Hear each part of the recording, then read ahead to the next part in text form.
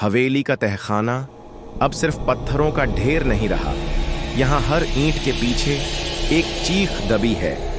रिया उस छुपे हुए कमरे में पहुंच चुकी थी, जहां अंधेरा भी सांसें रोक कर खड़ा था। पुरानी दीवार पर लटकी थी एक टूटी हुई मूर्ति, जिसकी आंखें रिया की आत्मा के आर पार झांक रही थीं। और वहीं जमीन पर पड़ी थी एक किताब, काली, जली हुई मगर जिंदा। जैसे ही रिया ने उस किताब को छुआ, सारा तहखाना कांप उठा और हवा में गूंजा एक नाम, कर्णवती। कर्ण पिशाचिनी, एक तांत्रिका जिसे मृत्यु भी रोक नहीं सकी। कहते हैं जो उसकी आवाज सुन ले वो अपने ही कानों से अपनी आत्मा खो बैठता है। गांव में मौतें बढ़ने लगी थीं। हर घर में सन्नाटा पसरा था। लोग कहने लगे वो लौट आई है।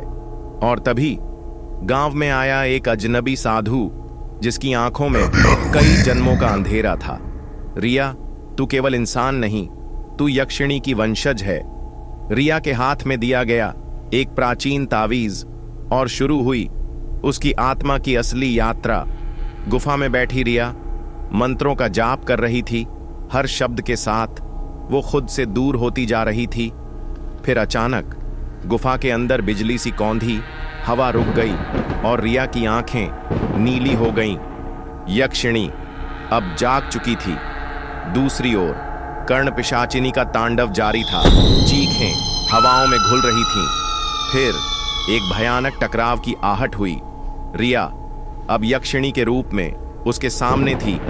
कर्ण पिशाचिनी और यक्षिणी, दो आत्माएं, एक युद्ध। और जैसे ही उनकी शक्तियां टकराईं, धरती हिल उठी।